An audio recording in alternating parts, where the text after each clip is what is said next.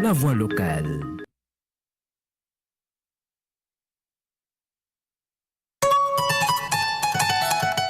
Le Comité national interprofessionnel de l'arachide, CNIA, cadre officiel de concertation de représentation, annonce l'ouverture de la campagne d'adhésion dans le but d'élargir son membership. Face aux défis de souveraineté alimentaire, de création d'emplois et de génération de revenus, le CNIA invite toutes les organisations professionnelles de la filière légalement établies et représentatives du secteur de l'arachide, incluant production, transformation et commercialisation, à intégrer l'interprofession. Pour être membre du CNIA, toute organisation professionnelle doit justifier pour une organisation active dans la production, une production d'au moins 1500 tonnes d'arachide l'année passée. Pour une organisation active dans la transformation, une transformation d'au moins 5% du volume national transformé l'année passée. Pour une organisation active dans la commercialisation, une collecte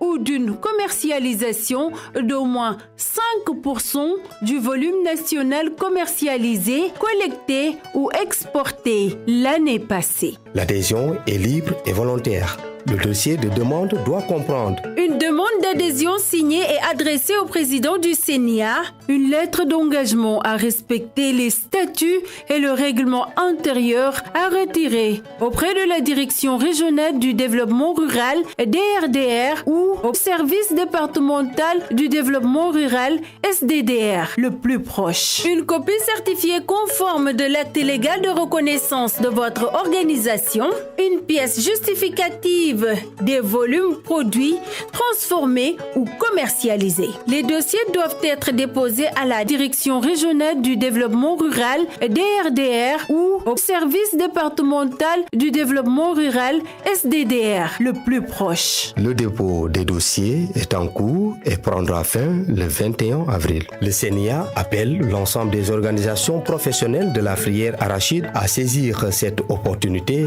afin de renforcer la représentation, le dialogue, la défense des intérêts communs.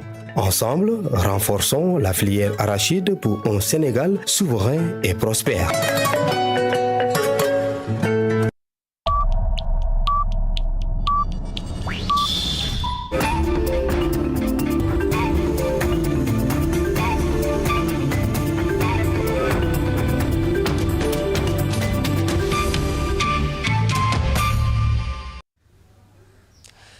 Mesdames et messieurs, bonjour et bienvenue à ce bulletin d'information sur RTC.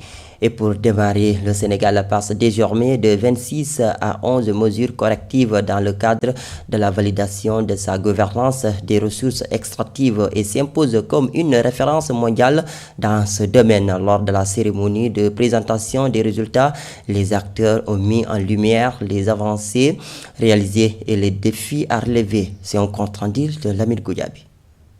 Depuis 2021, le Sénégal a considérablement amélioré la gouvernance de ses ressources extractives, réduisant le nombre de mesures correctives de 26 à 11, ce qui le place aujourd'hui au premier rang mondial dans ce domaine. Ces performances remarquables traduisent l'ampleur des progrès réalisés par notre pays dans la gouvernance du secteur extractif, en matière de divulgation régulière, fiable et détaillée des informations. Des réformes, notamment celles relatives à la propriété effective, ainsi que la contribution déterminante de l'ITIE à l'amélioration du cadre juridique et des pratiques de gouvernance. Malgré ces résultats encourageants, certains défis persistent et appellent à des actions complémentaires. La transparence des transferts infranationaux, afin de garantir que les revenus extractifs profitent pleinement aux communautés locales. L'importance d'améliorer la traçabilité des flux financiers, de développer des analyses plus approfondies des données relatives à la mobilisation des recettes et aux projections, ainsi que d'assurer un suivi rigoureux des obligations sociales, environnementales des entreprises. Le Comité national de l'ITIE entend renforcer les efforts engagés afin de garantir un développement durable et inclusif. Le score de 89 sur 100 ne constitue pas une finalité. Il représente plutôt une base solide sur laquelle nous devons continuer de bâtir. Il nous appartient désormais de consolider ces acquis et d'intensifier nos efforts. L'ITIE Sénégal demeurera résolument engagé dans la promotion d'une gouvernance exemplaire, transparente et responsable des ressources extractives au service du développement durable, de la justice économique et du bien-être de nos concitoyens. Les conclusions du rapport confirment la bonne gouvernance des ressources extractives. Cette dynamique consolidée constitue un véritable levier de développement au service des populations. Et puis, la tuberculose reste préoccupante dans la région de Kaolack, classée parmi les zones les plus touchées du Sénégal, malgré des variations selon les périodes de reporting. Des alertes font état de plus de 800 cas. Une situation révélée par l'adjoint au gouverneur de Kaolack lors de la célébration de la journée internationale de lutte contre la tuberculose. On l'écoute au micro de Ténécaré. La tuberculose est une maladie infectieuse très meurtrière. Nous en voulons pour preuve qu'au niveau mondial, en 2025, nous avons enregistré plus de 10 millions de cas, avec plus de 1,3 million décès. Ici au Sénégal, nous avons enregistré 16 000 cas, responsables de près de 500 décès. Mais le fait marquant est que nous avons eu un gap de 4 000 cas, car nous avons prévu d'avoir 20 000 cas en 2025. Et arrivé au niveau de Kaolack, pourquoi le choix de Kaolack? Mais il y a aussi des chiffres alarmants ici à Kaolack. Nous avons enregistré près de 800 cas responsables de 24 décès. Au total, nous pouvons retenir que la tuberculose en 2025 a tué plus que le mpox, le paludisme réunis, et même la fièvre hémorragique réunie. Donc c'est un problème à prendre au sérieux. Et ça fait le compte dans la mesure où nous avons prévu, parmi nos objectifs, d'éliminer la tuberculose en 2035 pour respecter les objectifs de développement durable que nous nous sommes fixés au niveau du point 3 qui parle de santé et de bien-être. Lors de la cérémonie de clôture du programme TGG ALM à Kolda, les acteurs engagés dans la promotion de l'abandon des mutilations génitales féminines ont dressé un bilan positif de 4 années d'activité. Aux côtés de leurs partenaires filles championnes Banyerigor et autorités ont réaffirmé leur mobilisation pour l'abandon définitif de cette pratique dans les régions de Sédhiou et de Kolda. Reportage Samba Diaw. Réunis à Kolda avec l'ensemble de leurs partenaires pour partager les résultats des activités du programme TGG ALM mené depuis 2021. Les filles championnes, les Badjanungor, les autorités administratives ainsi que d'autres acteurs des régions de Sédhiou et de Kolda se sont mobilisés pour promouvoir l'abandon des mutilations génitales féminines. C'est un projet qui promeut l'abandon des mutilations génitales féminines, mais centré avec une approche centrée sur les jeunes filles. Nous mettons les jeunes filles au centre de notre intervention, tout en travaillant avec les autres acteurs de la communauté et de la société, notamment leurs familles, les communautés, les acteurs étatiques. Donc c'est dans ce cadre-là que nous avons mené beaucoup de projets à Sédhiou et Kolda, au niveau communautaire, mais surtout en renforçant les capacités de ces jeunes filles-là. Des projections de vidéos suivies d'échanges entre participants et facilitateurs ont permis d'aborder les réalités des mutilations génitales féminines dans l'objectif de lutter définitivement contre ce phénomène. Dans le cadre de la santé, où les 90% des filles sont des filles excisées et qu'aujourd'hui ce phénomène est en train de faire des ravages au niveau de la communauté, mais également nous rencontrons des problèmes de santé sexuelle et reproductive et aussi des problèmes de droits des filles et de la femme, de l'homme en général. Depuis 2021, plus de 100 filles leaders ont été formées en tant que filles championnes. Il ne s'agissait pas d'avoir une grande quantité de personnes, mais surtout de travailler sur la transformation intrinsèque des comportements.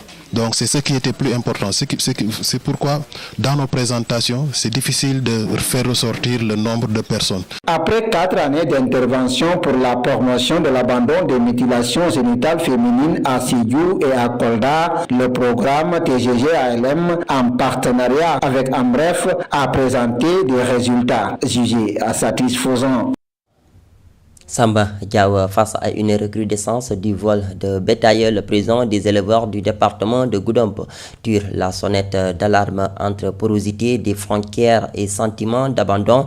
Les acteurs de filière appellent l'État à renforcer l'urgence, la sécurisation de leurs biens au risque de voir certains éleveurs céder à la justice populaire. C'est un reportage de Salif Baldé. À Goudomp, le vol de bétail est devenu une source d'angoisse pour les chefs de famille. Ici, perdre son troupeau, c'est perdre l'épargne d'une vie et la dignité sociale. Le vol de bétail est énorme ici. Des personnes armées viennent récupérer des vaches et tu n'y peux rien. Moi, je suis le président des éleveurs, mais c'est compliqué chez nous. La géographie de Goudomp est à la fois sa force et sa faiblesse. Bordé par la frontière avec la Guinée-Bissau, le département fait face à des bandes organisées et souvent armées. Notre problème, c'est la frontière avec la Guinée-Bissau. Nous, on surveille nos vaches, mais les voleurs nous surveillent également. Face à la recrudescence des razzias, les populations de Goudomp demandent de l'aide pour éradiquer ce phénomène dans ce département. Ce qu'on veut, c'est la paix de Mankunda jusqu'à Sarenyago. Nous voulons l'aide des autorités compétentes, franchement. À Goudomp, si rien n'est fait, c'est toute une culture pastorale qui risque de s'éteindre, laissant derrière elle des villages fantômes et une zone sans héritage.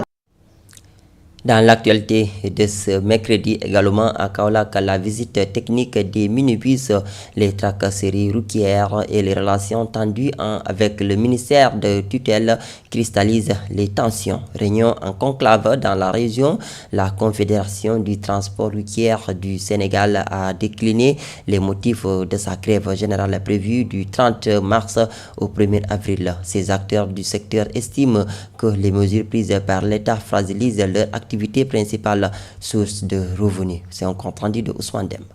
Dramatique, c'est le qualificatif que ces acteurs du transport donnent à la situation qu'ils traversent en ce moment. On ne peut pas comprendre dans ce pays où il y a des lois et des règlements et qu'on voyait un chauffeur circuler avec un véhicule lucratif de transport avec une catégorie B, un poids léger.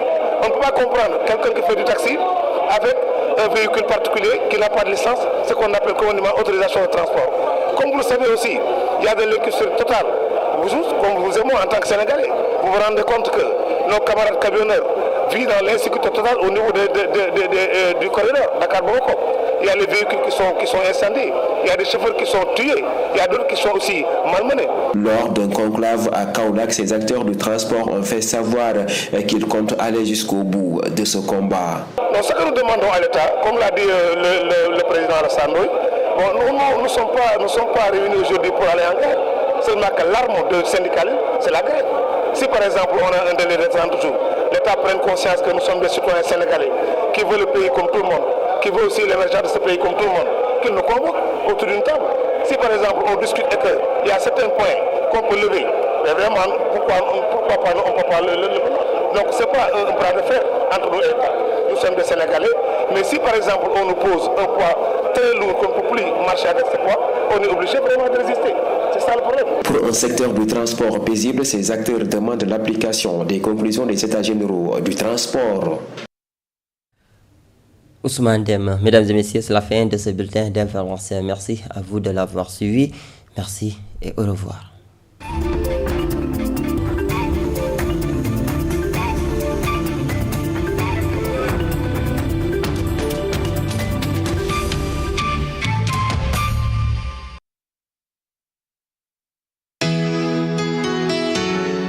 Sen'Eau invite ses clients dont les factures sont arrivées à échéance et ceux qui ont encore des factures impayées de procéder à leur règlement au plus tard le 26 mars 2026. Sen'Eau rappelle que le défaut de règlement de sa facture peut exposer le client à des mesures pouvant aller de la suspension de la fourniture d'eau à la résiliation de l'abonnement en sus du paiement de frais de fermeture et de frais de dépose, conformément aux dispositions du règlement de service de l'eau.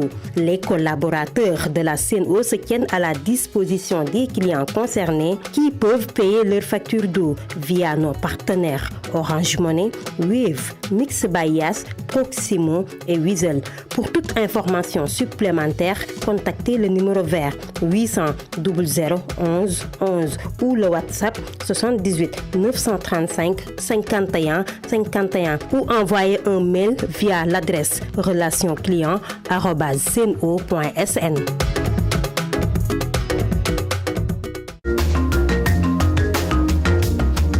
RTC, la voix locale.